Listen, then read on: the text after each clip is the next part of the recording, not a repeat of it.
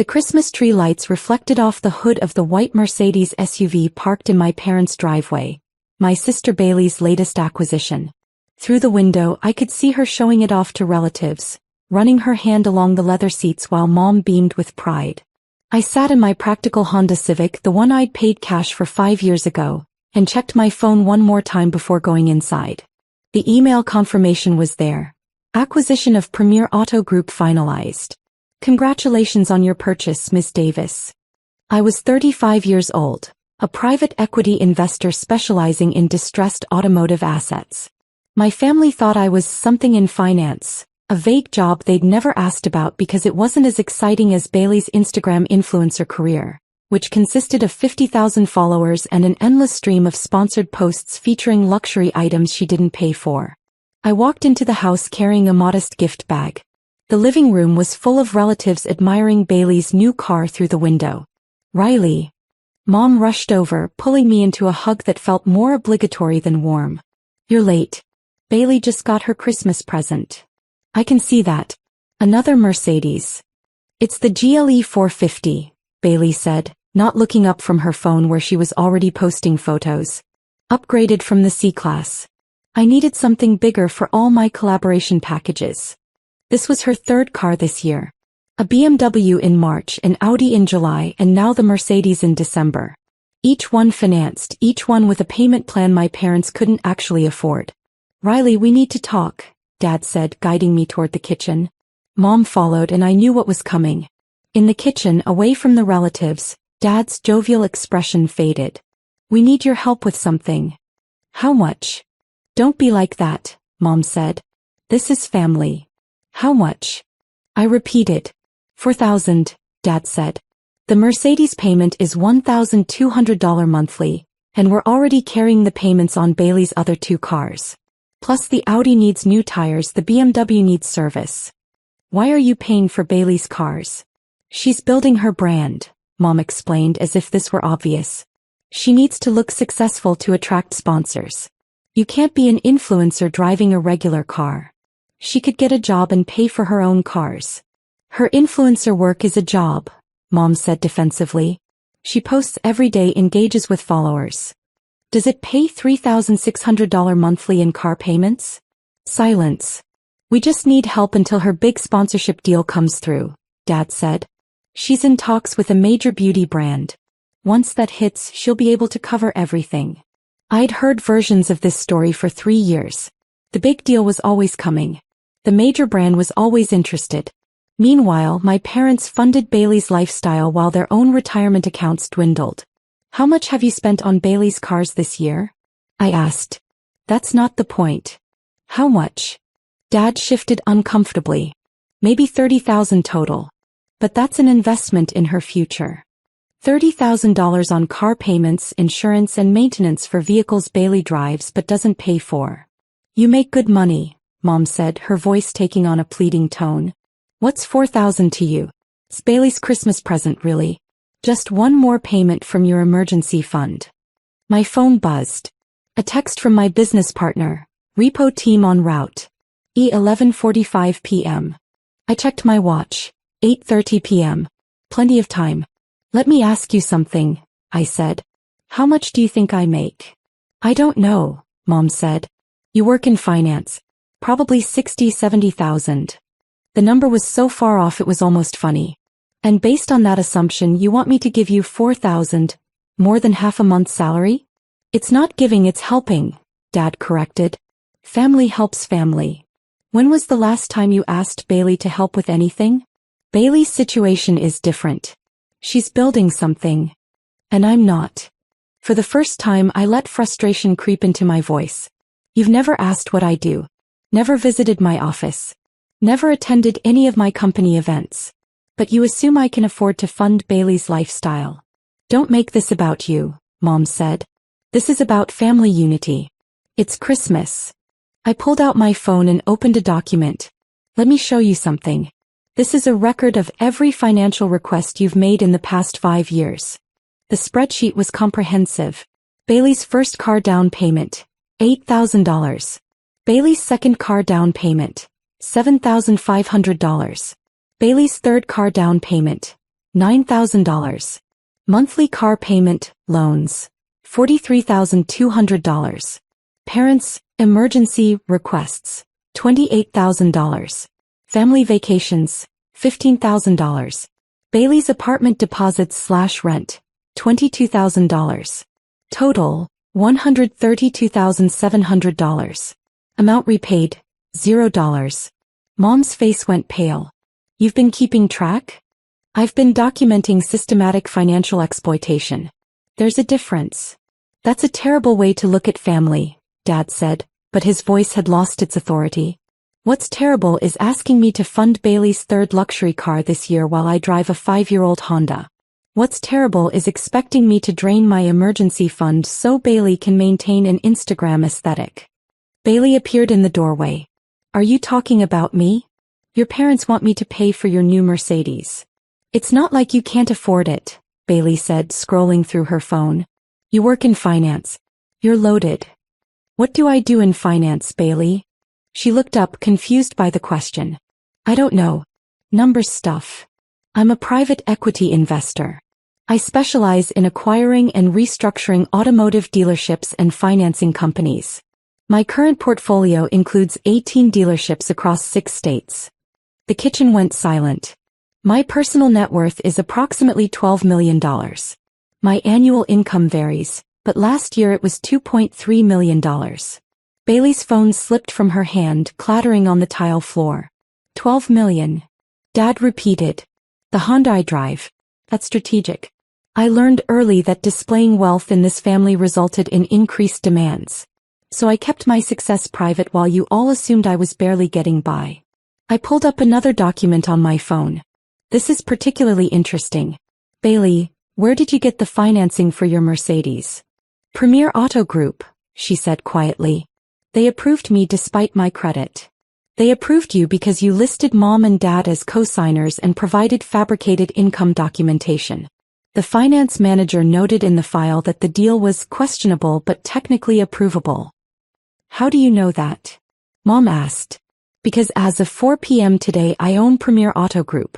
I purchased the dealership chain including all outstanding loan contracts.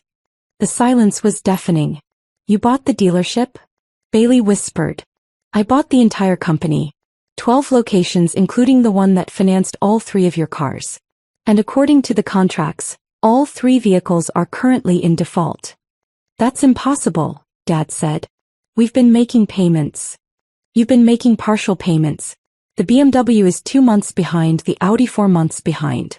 The Mercedes was approved with first payment due January 5th, but based on the payment history of the other vehicles, it's already been flagged as high risk. I pulled up the loan documents. Here's what you don't know. Premier Auto Group was failing because of predatory lending practices, approving people who couldn't afford the vehicles, then profiting from defaults and repos. I acquired them specifically to restructure their business model. So you're going to help us, Mom said hopefully. No. I'm going to enforce the contracts. All 3 vehicles are subject to repossession based on default terms. My repo team is already en route. You're going to repossess your own sister's cars? Bailey's voice was shrill. On Christmas Eve? I'm going to repossess vehicles that were fraudulently financed and are currently in default. The fact that they're yours is coincidental. This is insane, Dad said. You bought a dealership just to take Bailey's cars? I bought a dealership because it was a smart investment. The fact that Bailey's fraudulent loans are part of the portfolio I'm cleaning up is just ironic timing. My phone buzzed again. Repo team 15 minutes out. You can't do this, Mom said desperately.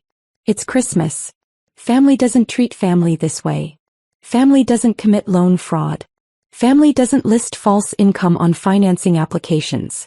Family doesn't co-sign for vehicles they can't afford and then demand other family members cover the payments.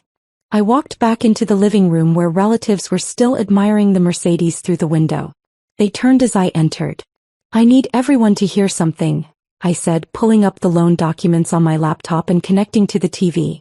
Bailey's Mercedes, along with her BMW and Audi, were all financed through Premier Auto Group using falsified income information and Mom and Dad as co-signers.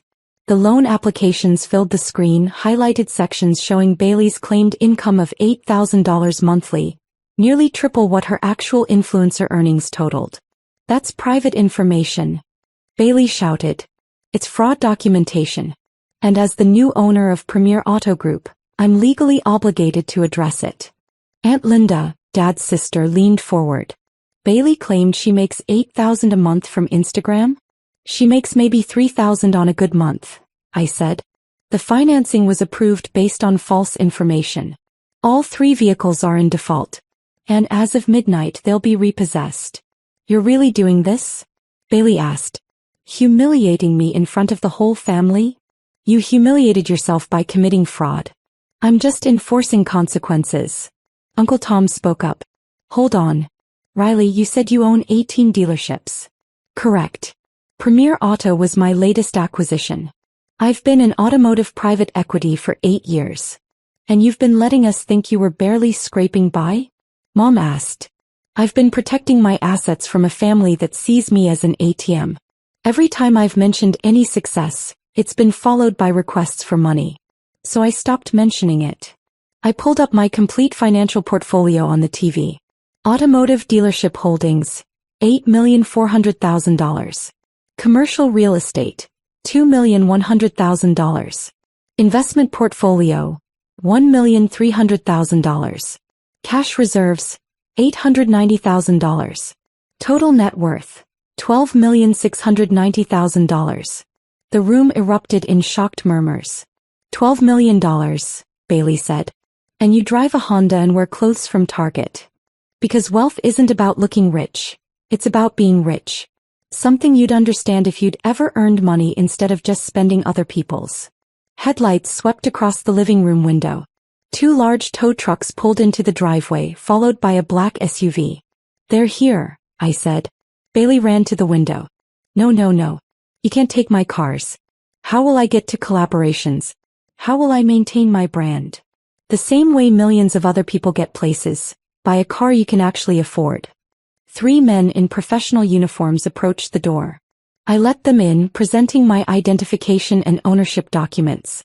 Ms. Davis, we're here for 3 vehicles registered to Bailey Davis, the lead repo agent said. A BMW 5 Series, an Audi Q5, and a Mercedes GLE 450. Bailey, I need the keys, I said. I'm not giving you the keys. Then they'll tow them anyway. Your choice, cooperate or watch them hook up the cars. Mom started crying. Dad looked between Bailey and me, his face red with anger. This is how you treat family. On Christmas Eve. This is how I treat fraud, I replied. Bailey committed loan fraud with your help. Now there are consequences. What about Christmas? Bailey sobbed. What about family? What about the $132,000 you've taken from me over 5 years? What about the emergency fund you wanted me to drain tonight? What about treating me like family instead of a bank? Bailey reluctantly handed over the keys to all 3 vehicles. The repo team worked efficiently, loading them onto the trucks while relatives watched in stunned silence. As the trucks pulled away with Bailey's cars, Aunt Linda approached me. Riley, I had no idea you'd done so well. I'm sorry we never asked. It's not your fault. But maybe now you understand why I kept it quiet. Uncle Tom nodded. Your parents have been telling everyone Bailey's the successful one. The influencer with the bright future. Meanwhile, you've been building an actual empire. An empire they tried to drain to fund Bailey's fake one, I said. After the repo team left, the Christmas party dissolved rapidly. Relatives made awkward excuses and departed. Within an hour, only my immediate family remained. What happens now? Dad asked quietly. That depends on you. The fraud is documented. You can cooperate with the restructured dealership's loss mitigation department, potentially avoid criminal charges and work out a settlement. Or you can fight it and I'll let the legal system handle everything.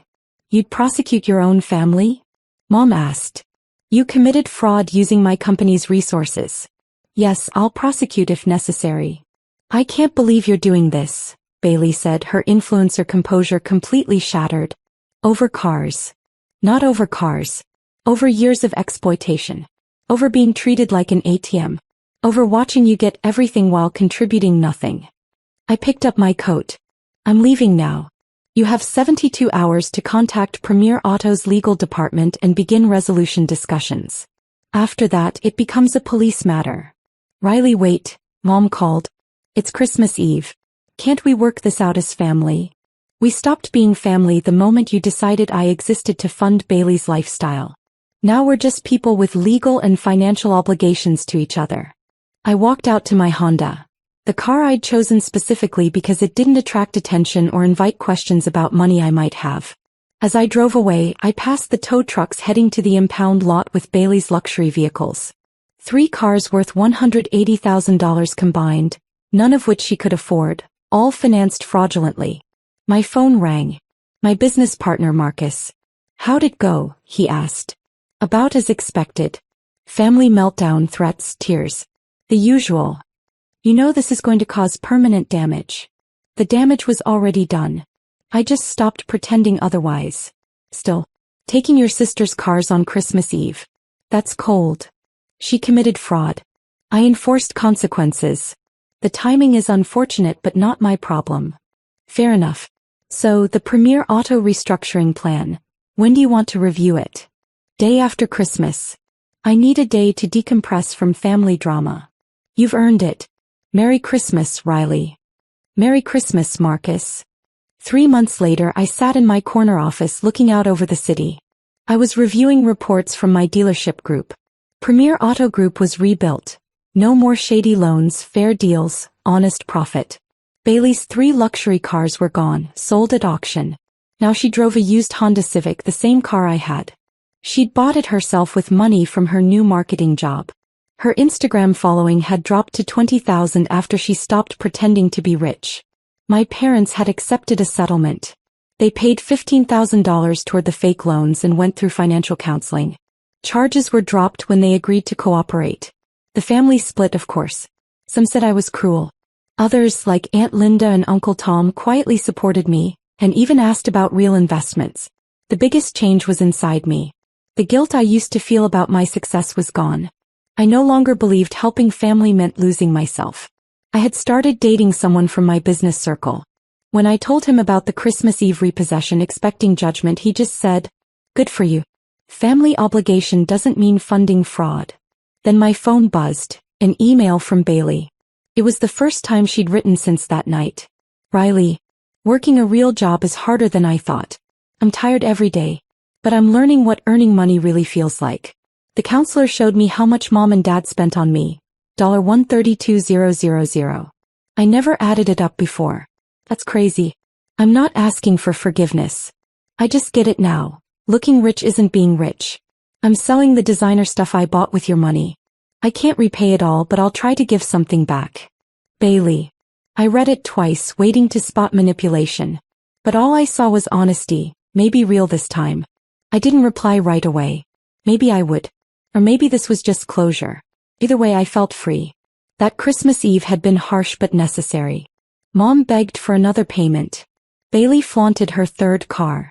I signed the repo papers. And at midnight the cars were gone. But I gained something better. My right to live as more than their wallet. Family doesn't mean endless money. Love shouldn't cost your future. Sometimes the kindest act is refusing to fund destruction. By taking back the cars, I'd given Bailey something better. A chance to build a real life. She'd hated me for it. Maybe someday she'd understand. Until then, I'd keep building, keep my boundaries, and choose truth over illusion. Because I finally knew the truth. You can't save someone who won't try. You can only stop paying for their refusal to change.